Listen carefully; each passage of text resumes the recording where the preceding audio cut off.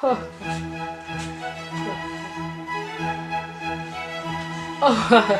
buenas tardes. Mi nombre es Blanca Alejandra Valderas Morán y ustedes se preguntarán cuál es la causa de este video.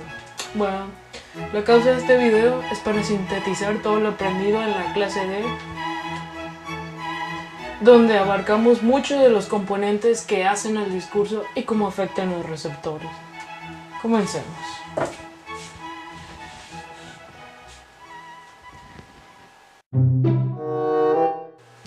El primer concepto que vimos fue ¿qué es el discurso? Tenemos que el discurso es...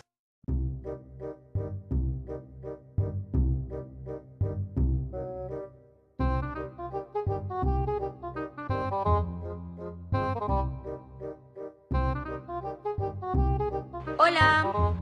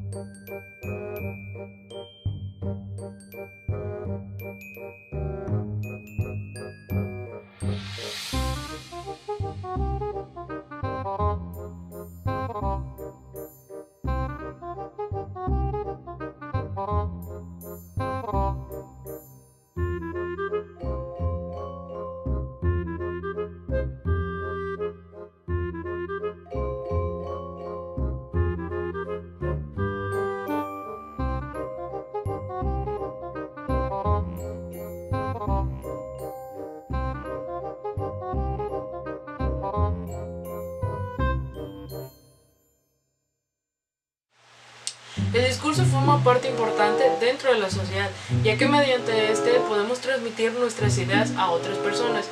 Es aquí donde nace un concepto importante que influye en la transmisión de los discursos, y lo conocemos como el poder. Michel Foucault fue un historiador de las ideas, psicólogo, teórico social y filósofo francés. Él define al poder como acciones sobre otras acciones a fin de inferir con ellas. Él dice que la persona que tenga el poder puede llegar a persuadir la forma de pensar de las personas y cambiarlo a su conveniencia sin la necesidad de utilizar la violencia, solo utilizando amenazas.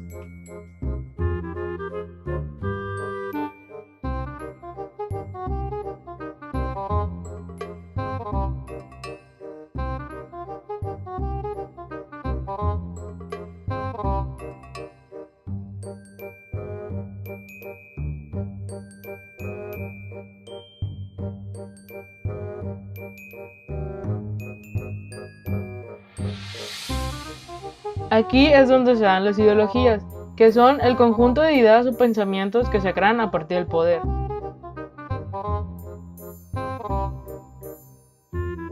Tenemos como ejemplo a Adolf Hitler, con su creencia en la raza superior. Él ejercía el poder en sus discursos y motivaba a sus soldados, quienes fueron creyendo en que la idea de Hitler era cierta, y este hecho desencadenó lo que conocemos hoy como la Segunda Guerra Mundial. Otra de las cosas importantes de recordar son los 8 principios básicos del análisis del discurso.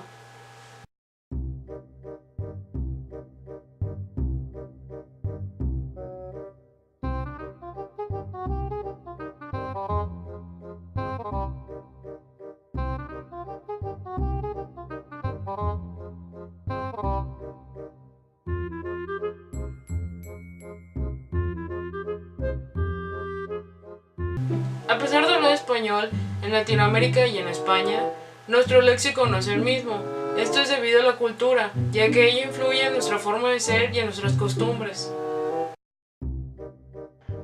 Los textos orales del discurso se dividen en formales e informales. Cada uno se utilizará dependiendo de la situación. Cuando vamos a pedir trabajo, lo más recomendable es que no lleguemos a contar chistes. Para esto se deberá de hacer uso de los textos orales formales, porque están planeados y se encuentran estructurados. En cambio, si es una reunión de amigos, podrás usar los informales, ya que son más espontáneos y no requieren una estructura.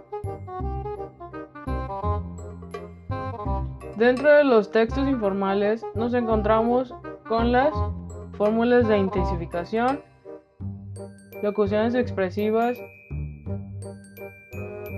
lugares comunes,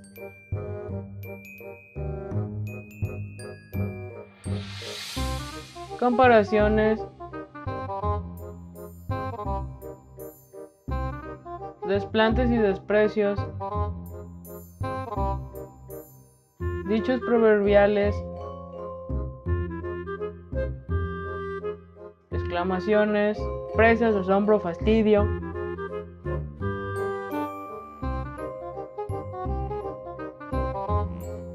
circunloquios humorísticos, frases humorísticas, rimas jocosas, revisiones de texto religiosas, errores deliberados,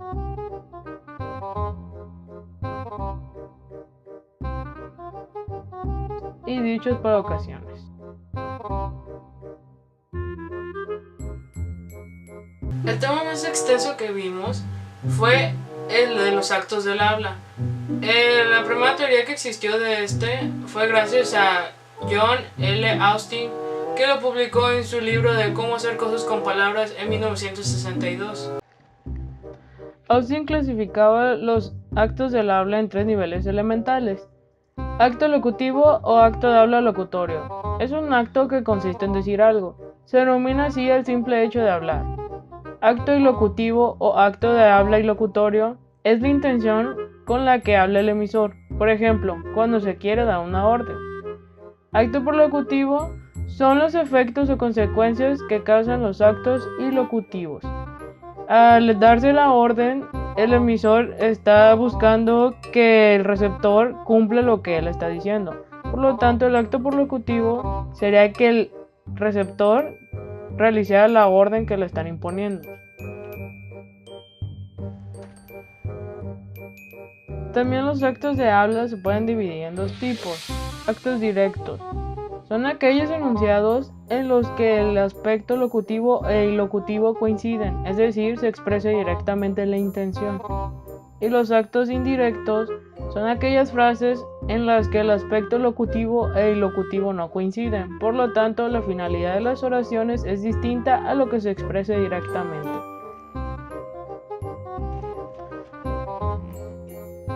Por otra parte, tenemos a los actos realizativos.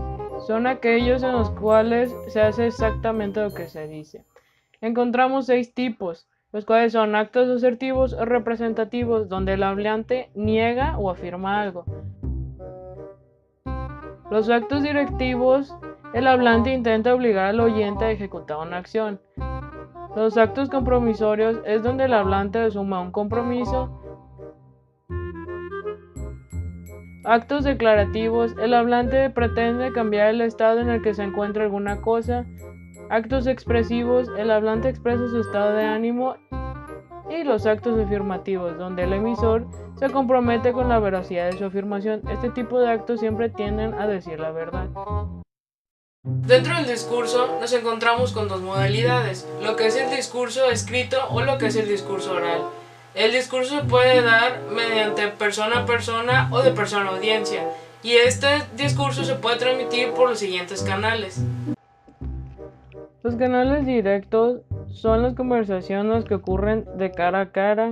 Son, por ejemplo, todas las conversaciones que tenemos con nuestros familiares o amigos, ya que se encuentran en el mismo tiempo y en el mismo espacio que nosotros.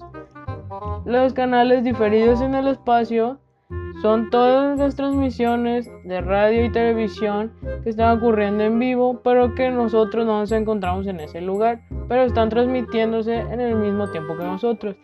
Los canales diferidos en el tiempo y en el espacio son programas que ya existen, que ya están grabados y que pues ya no están ocurriendo ni en el mismo tiempo ni en el mismo espacio que nosotros.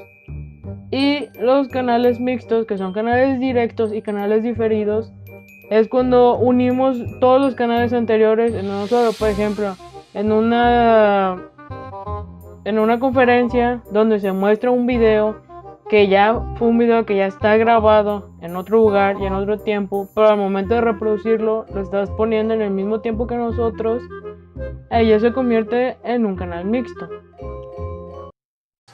Las conversaciones espontáneas comienzan gracias a un evento mínimo del habla. Estas conversaciones normalmente las tenemos con nuestros familiares y con nuestros amigos, ya que son naturales, no tienen estructura y son informales. Dentro de las conversaciones nos encontramos con lo que son las pautas para poder ceder la palabra a otras personas. Estas pautas pueden ser naturales, que es normalmente cuando la conversación se queda en silencio y una persona ocupa ese silencio para poder hablar. También tenemos lo que son los solapamientos, que es cuando una persona está hablando y otra impone su palabra para poder comentar ella, dejando a la otra persona sin hablar. Y tenemos lo que son las interrupciones, que no es lo mismo a los solapamientos. Las interrupciones es cuando la conversación ya no está llegando a ningún lado y lo utilizamos para darle un giro a la conversación. Tenemos lo que son los indicios contextualizadores. Dentro de los indicios contextualizadores nos encontramos lo que son las reparaciones. Las utilizamos normalmente cuando la conversación ya se está tomando incómoda y es como de... Son esas incomodidades como cuando tu tía te comienza a decir de que ay, te veo un poquito gordo, pero te ves muy guapo, y ahí ya están tratando de salvar la situación. Y otra de las cosas dentro de los indicios contextualizadores que también nos utilizan para adentrarnos a una conversación con personas que están hablando de algún otro tema. Las conversaciones espontáneas se dividen en: las prototípicas se dan de igual a igual, no son preparadas y suelen tener fines sociales. Casi siempre son todas las conversaciones que solemos tener con nuestra familia o con nuestros amigos. Las periféricas se dan entre una persona que tiene el poder con otra que no lo tiene. Son casos que solemos ver cuando vamos al doctor. El doctor automáticamente tiene un poder encima de nosotros y pues nosotros, al ser pacientes, tenemos que seguir las órdenes o instrucciones que nos da el doctor. Cuando nosotros decimos algo, siempre esperamos una respuesta a cambio. Y la respuesta que nos dan puede ser de dos maneras. Puede que sea una respuesta preferida o puede que sea una respuesta no preferida.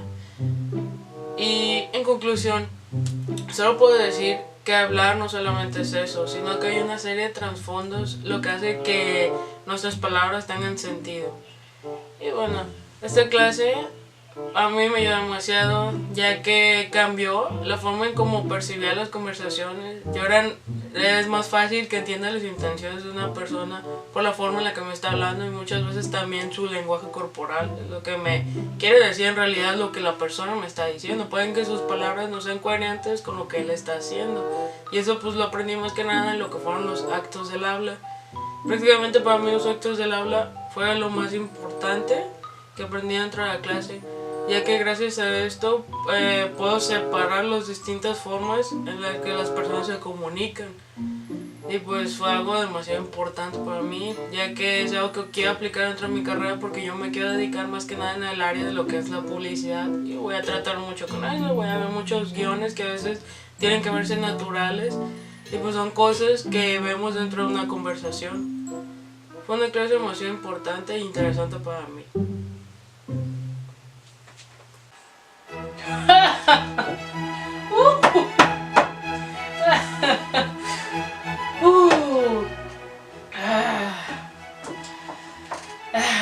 Pobres ilusos, que creen que las palabras no valen nada. Si supieran que gracias a ellas los hombres nos encontramos en donde estamos en este momento. Por grandes discursos es como llegamos aquí. Pero ya ellos que viven en su ignorancia. Bueno, eso es todo por parte mía. Espero vernos pronto. ¿Cuándo? No lo sé. Solo el tiempo nos lo dirá. Hasta la próxima.